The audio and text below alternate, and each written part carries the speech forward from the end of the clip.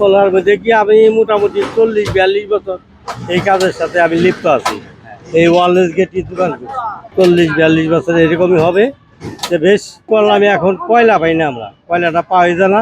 এখন কয়লাটার লিগে খুব সমস্যা, মেলা টাকার কয়লা কিনার লাগে, পাই না, বড় কাজ করা পারি না। এই একটা ব্যাপার। আর ব্যাপার হইলো, আমরা তো কৃষিখাতের কাজ করি, আমরা যে জমি চাষ করে লাঙ্গলের ফাল টাল ঝাউ কাশি ফলতা কুড়িয়াল এই সমস্ত লাইনে কাজ করি, কিন্তু আমাদের এখানের কোনো জায়গা বাসা সরকার থেকে আমাদের দেয় নাই।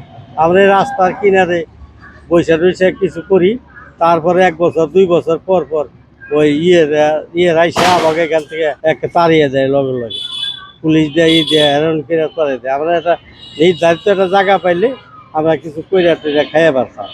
এইটাই আমাদের কাছে সরকারের কাছে আবেদন। এই গত বছরের চেয়ে এবার একটু কম, কাজটা একটু কম।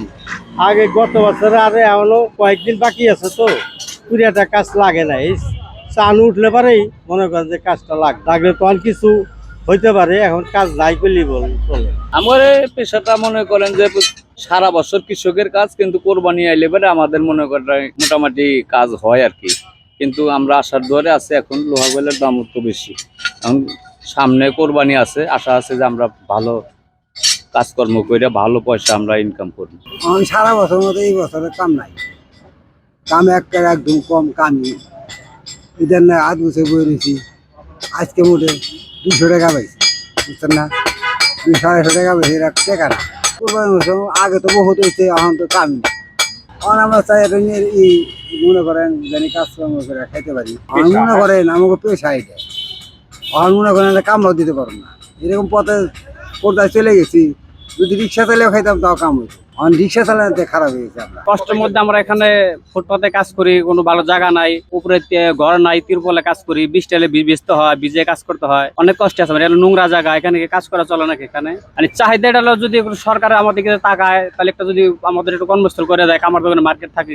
আমি বিভিন্ন জায়গায় দেখছি কামার দোকানে কোনো মার্কেট আছে, কোনো ঘর আছে, তারা সুন্দরভাবে কাজ করে, কিন্তু আমাদের এখানে কোনো এরকম কাজ করার কোনো পজিশন নাই। আমার বাসায় কোরবানি হইব, তো এই জন্য আর কি যে চাকু আর ছুরি লওয়ার জন্য আসছিল। দাম তো ভাই সবকিছুতেই ঊর্ধ্বগতি ভাই, এখন বর্তমানে তো ওনাদের তো শান্তি নাই ভিতরে ভাই, কারণ আপনার মানুষের যে চাহিদা, ওই চাহিদা সম্পূর্ণ জিনিস তো ওনারা এখন তৈরি করতে পারতেছে না। কারণ হলো বাজারের যে পরিস্থিতি ভাই, সকল জিনিসই ঊর্ধ্বগতিতে ভাই চলতেছে। মানে আমরাও আসছি হলো আপনার ভুক্তভোগী, কারণ আমাদের কিনতে হবে, আমরা তারা নিজেরা পারবো না। এখানে আসছি আমার ভাই কোরবানি দিবে, তাই আমরা চাপাটি দাও ছুরি এগুলো বানানোর জন্য আসছি।